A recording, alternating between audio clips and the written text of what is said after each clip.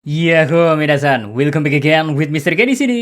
One Punch Man chapter 164 ternyata direvisi cukup banyak oleh Yusuke Murata Sensei. Jadi apesnya, mau nggak mau chapter terbaru kali ini harus kurekord ulang soalnya ada beberapa informasi yang berbeda dari chapter sebelumnya.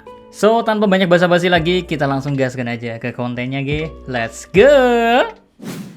Oke, poin pertama, persamaan. Ya, meski chapter 164 ini kena revisi dan jalan ceritanya jadi berubah, cuman tetap aja masih ada beberapa hal yang dipertahankan atau digunakan kembali oleh Yusuke Murata Sensei. Makanya buat yang bingung apa aja persamaan dan perbedaan yang ada di kedua chapter ini, tenang aja, bakalan Mr. K coba sampein semuanya kok, biar kalian bisa paham kemana arah cerita One Punch Man yang sebenarnya. Well, beberapa momen sebenarnya hampir 50% lebih dipertahankan oleh Yusuke Murata Sensei. Mulai dari pembukaan yang masih sama di mana para hero mencoba mencari Tareo, dan di sela pencarian itu mereka bertemu dengan Big God yang tertidur di air. Terus ada juga momen serangan Garo yang dampaknya masih sama, soalnya kita bisa ngelihat kalau serangan Garo sampai ke inti bumi. Dan artefak atau tempat peninggalan sejarah juga terlihat masih muncul berkat serangan itu, meski nama serangannya sendiri sedikit berubah menjadi Extreme Fajin. Ya, selebihnya selain momen-momen itu, banyak momen tambahan di chapter revisi kali ini. Salah satu perbedaan yang cukup mencolok adalah menghilangnya konsep multiverse yang mungkin awalnya akan ditambah sama Yusuke Murata Sensei ke One Punch Man versi dirinya.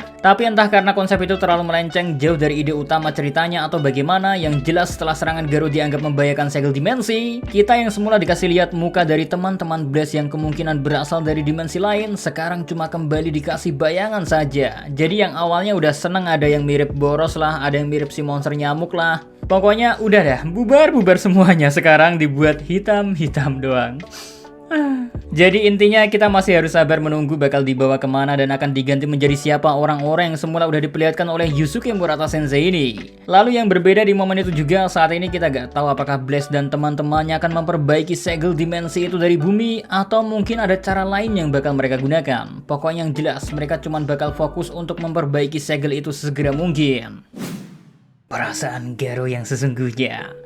Di momen saat Garo mencoba menyerang Saitama, tapi si botak dengan mudahnya menangkis semua serangan Garo. Di sana kita akhirnya dikasih lihat oleh Yusuke Murata Sensei bagaimana perasaan sebenarnya dari Garo yang memiliki impian untuk menjadi kejahatan absolut. Ya, di versi revisi kali ini kita serasa bisa merasakan betapa emosionalnya momen Garo yang udah berjuang sekuat tenaga untuk mencapai mimpinya, sehingga dia ingin orang lain bisa merasakan apa yang dia rasakan juga. Akan tetapi berkat banyaknya provocation dan taunting yang dilakukan oleh si botak, Garo pun akhirnya kena mental, sehingga tekad dan tujuan yang semula dia impikan seakan dibuat sirna hanya dalam waktu yang singkat lah. Makanya di chapter kali ini Garo seakan dibuat sadar kalau tekad miliknya masihlah lemah.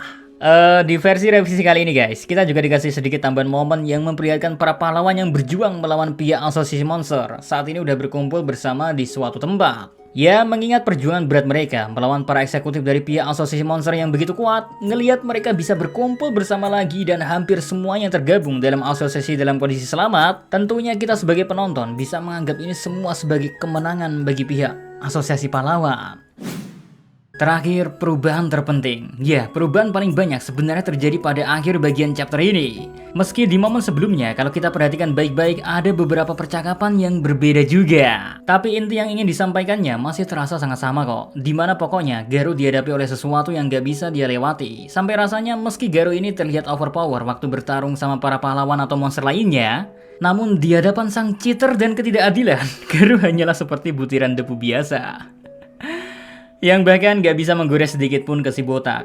Terkadang emang kita pun sebagai pembaca dibuat sedikit sedih waktu lihat perkembangan Garo yang udah dibuat segila mungkin, tapi tetap aja di hadapan sang kekuatan absolut Garo gak bisa apa-apa. Nah, yang menarik di sini, kalau sebelumnya Garo dan Saitama akhirnya memutuskan untuk melakukan podcast bareng, sekarang Garo ternyata memilih cara lain, di mana dia mengandalkan bantuan dari orang ketiga yang tentu ngebuat kita semakin penasaran. Karena kalian juga pasti sadar, kemunculan God yang tiba-tiba aja memberikan bantuan ke Garo menjadi daya tarik tersendiri di revisi chapter kali ini. Well, sebenarnya momen God yang diketahui bisa memberikan kekuatan ke orang lain ini sebenarnya udah bisa kita lihat dengan jelas dari contoh lain, yaitu Homeless Emperor yang juga mendapatkan bantuan yang sama seperti yang akan didapatkan Garo. Cuman di chapter kali ini guys, yang ngebuat merinding adalah waktu momen kedatangan kedua kaki yang kemungkinan milik God yang kita ketahui memiliki ukuran yang sangat-sangat besar.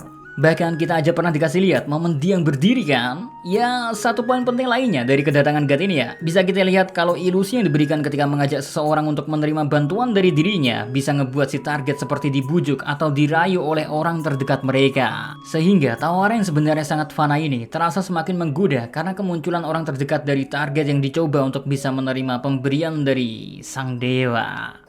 Masih menjadi misteri tersendiri. Kenapa si God ini mau dengan senang hati memberikan kekuatannya kepada orang lain? Sebenarnya siapakah dia dan apa tujuannya?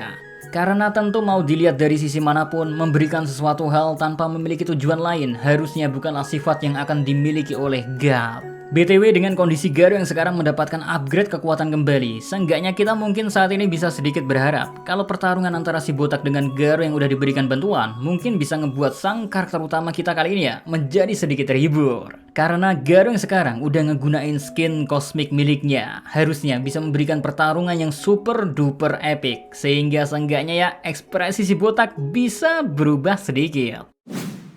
Oke, kayaknya cukup segitu aja buat konten One Punch Man chapter terbaru kali ini guys. Anyway, gimana nih tanggapan kalian sama revisi yang diberikan oleh Yusuke Murata Sensei di chapter 146? Apakah kalian lebih suka versi yang sebelumnya atau kalian lebih suka versi yang udah direvisi? Dimana semuanya balik lagi diselesaikan oleh adu tinju, bukan sama podcast klarifikasi.